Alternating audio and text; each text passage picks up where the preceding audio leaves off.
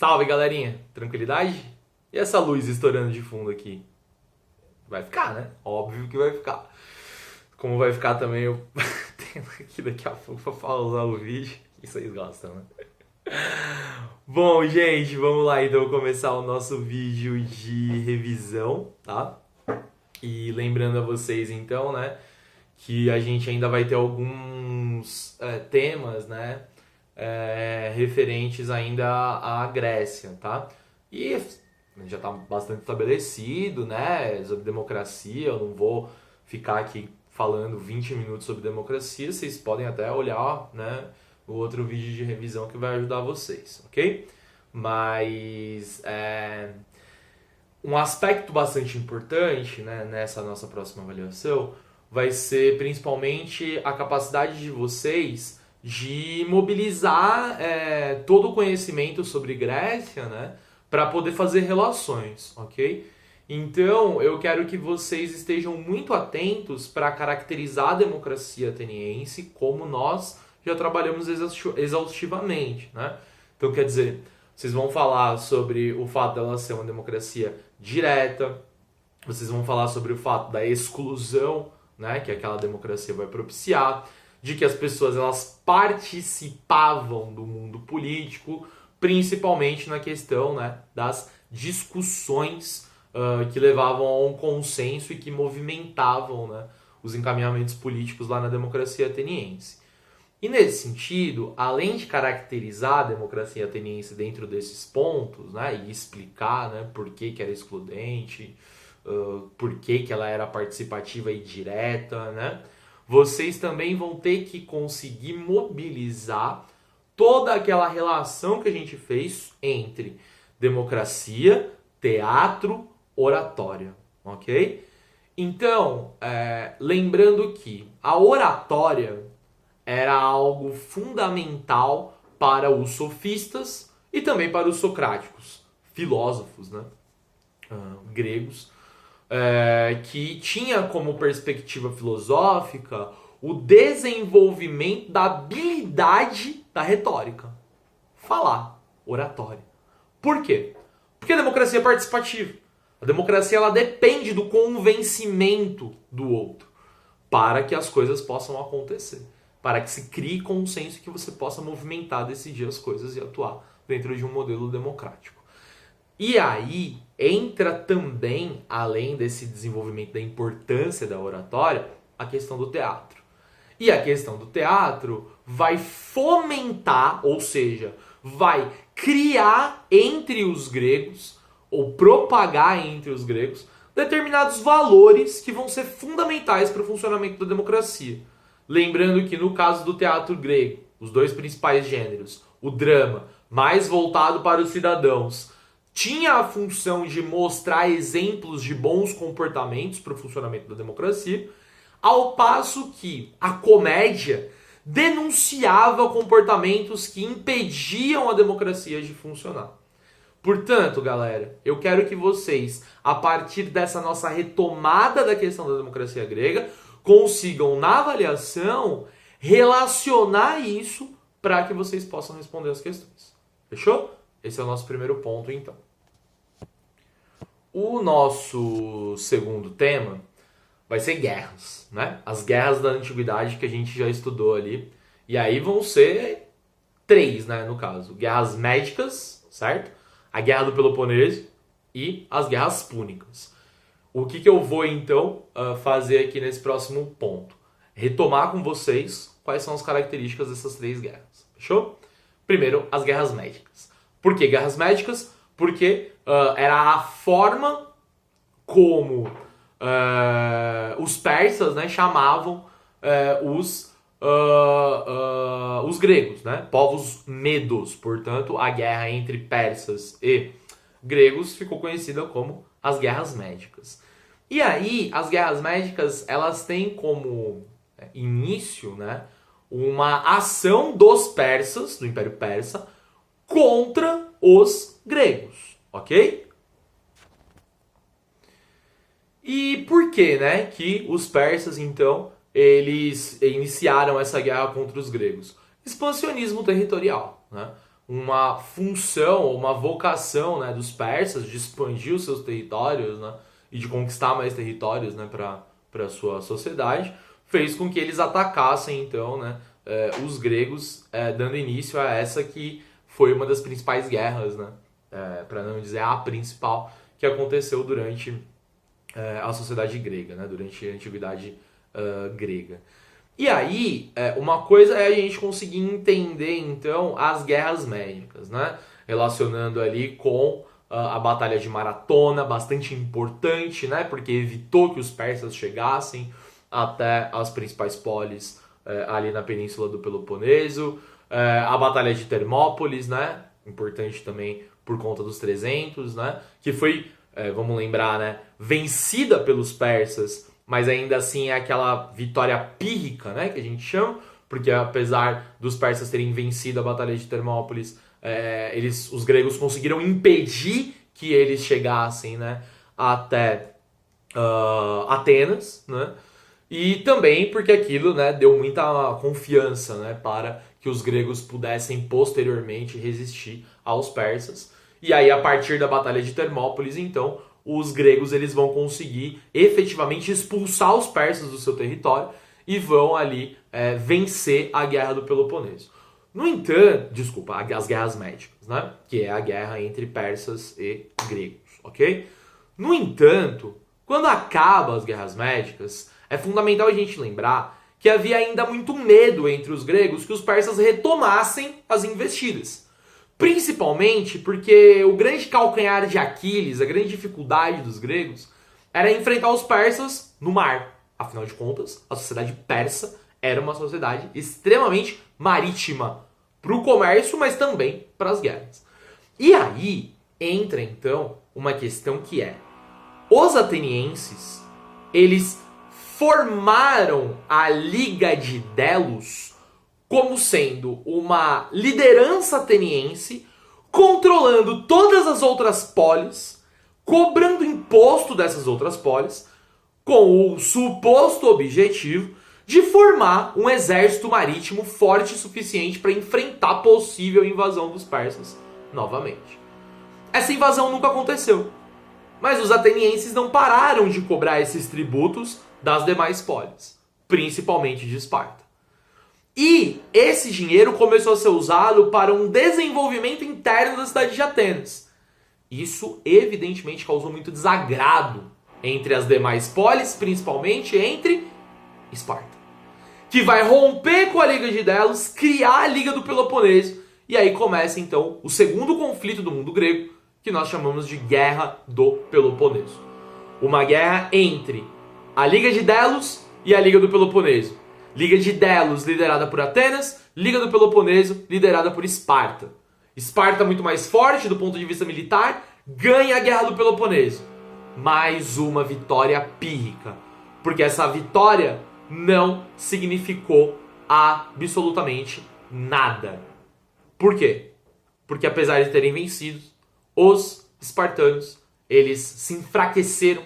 E o mundo grego como um todo se enfraqueceu muito fortemente, abrindo espaço para as conquistas do Alexandre o Grande da Macedônia.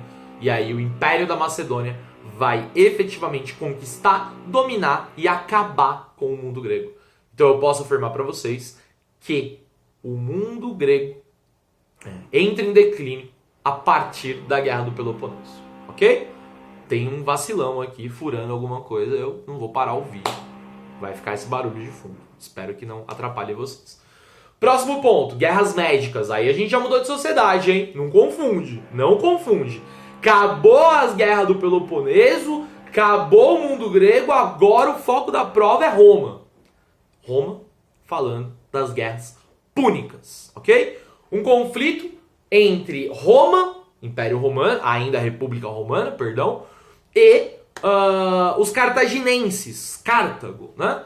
Cartago, uma sociedade muito marítima que dominava o mar Mediterrâneo com muita força, principalmente nas ilhas da Sardenha e da Sicília, ilhas do Mediterrâneo, e também no norte da África. Ou seja, para que é essa guerra, professor? Por que os romanos resolvem atacar os cartaginenses? Porque eles querem o domínio do mar Mediterrâneo.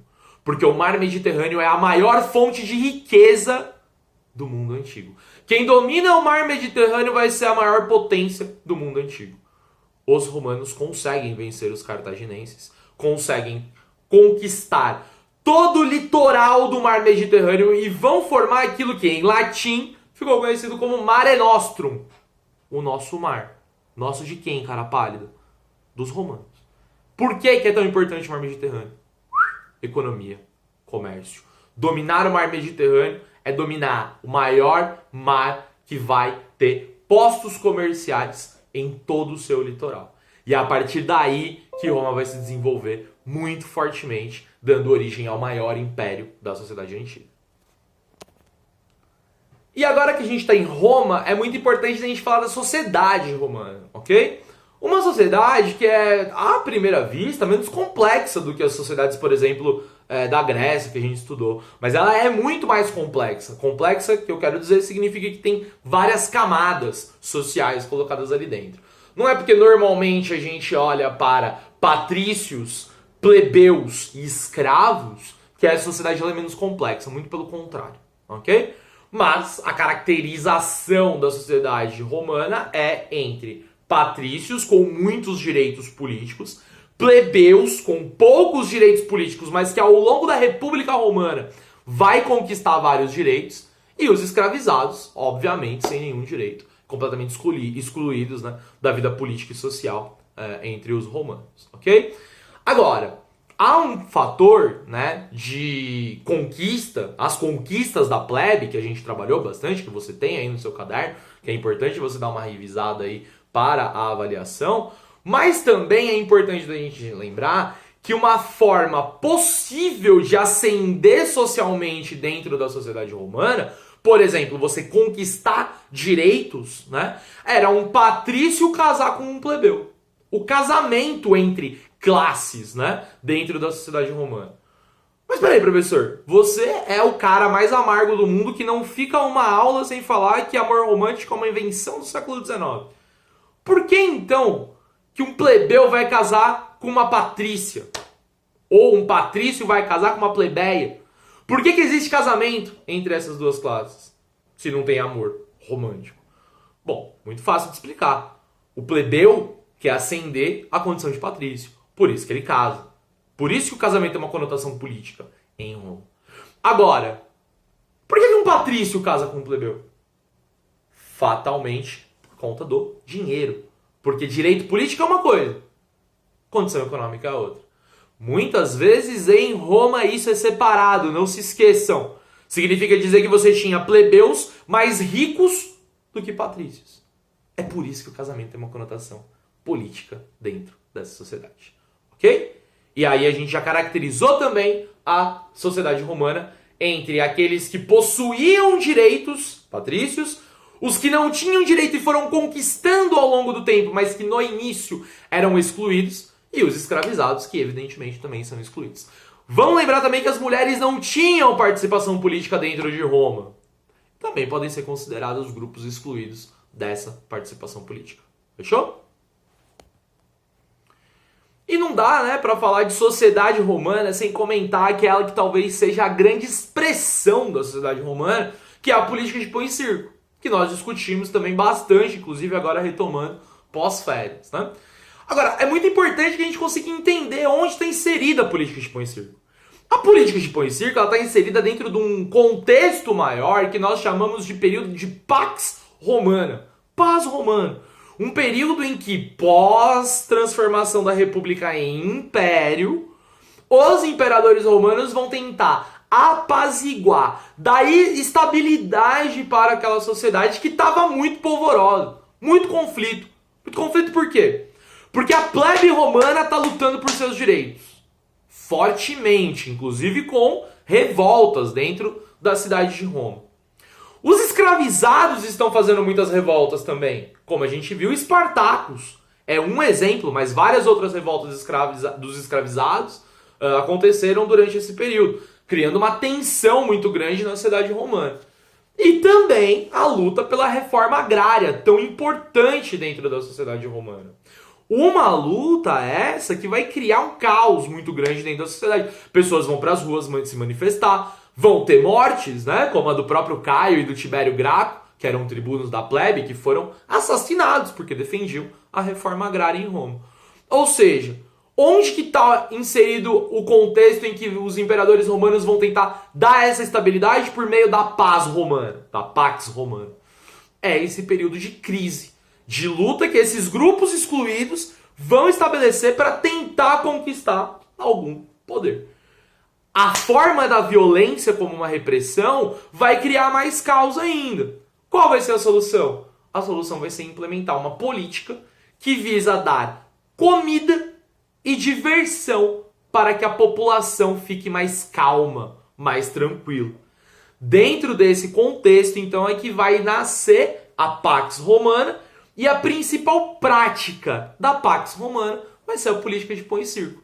E dentro da política de pão e circo, além da distribuição de trigo para que as populações pudessem fazer o seu próprio pão, daí o pão, haverá também o circo, não literal. É claro que tem circo, mas tem várias corridas e tem, evidentemente, a luta dos gladiadores. Talvez o aspecto mais importante da política de pão e circo.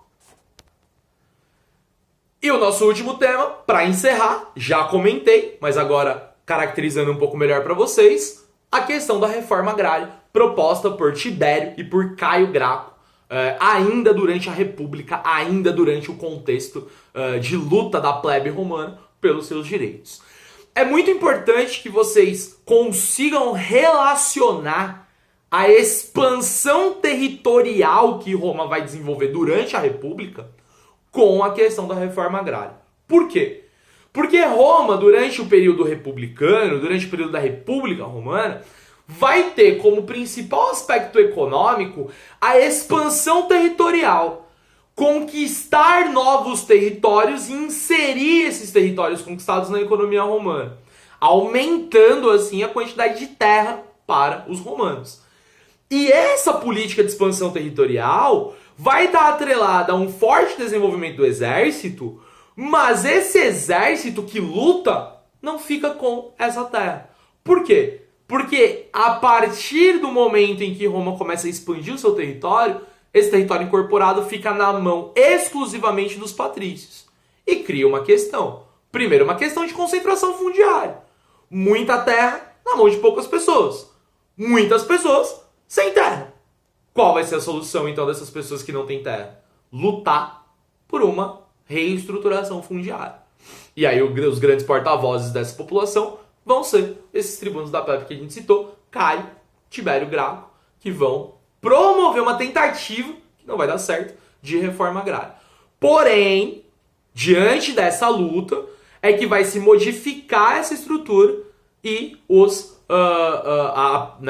as terras que vão ser conquistadas depois lá das conquistas da plebe, elas vão passar a ser divididas também entre as classes mais baixas. Né? Então, apesar da reforma agrária não ter dado certo, né, inclusive tendo matado, né, Caio e Tibério Graco, ainda assim a plebe conquista algumas transformações que vão ser importantes dentro desse período de conquistas da plebe.